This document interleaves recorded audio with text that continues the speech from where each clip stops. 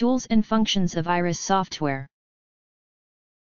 The measuring tool at the upper left corner under the word Tools can perform standard measurements of structures, while the new broken line distance is useful in measuring curved structures. New line or new arrow plus text is used to point at and label particular structures. There is also an option to simply choose single or multi-line text to create labels.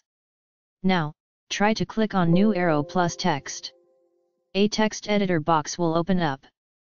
Type the text of your label. You can choose the font, size, font color, etc. Click OK.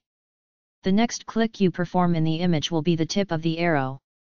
The next click will be the other end of the arrow. The next click is to position the text in place. To deactivate any active tool, simply press right-click. To highlight a structure, use the new circle tool.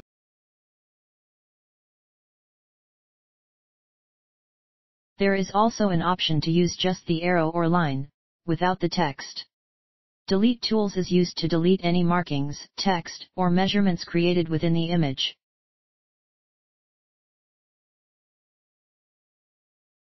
The marker toolbar can be used to trace structures like the inferior alveolar nerve and the sinus floor.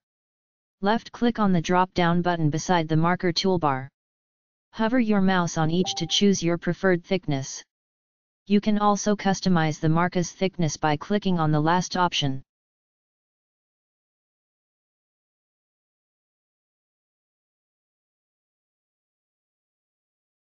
The bone density profile is measured radiographically in Hounsfield units or HU. HU with an arrow will display the bone density on the point the cursor points at.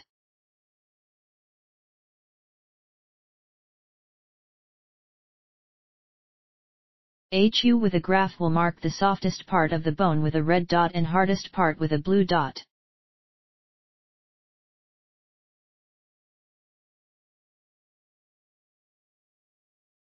HU with a dotted square will provide the average bone density profile in HU based on the plotted area.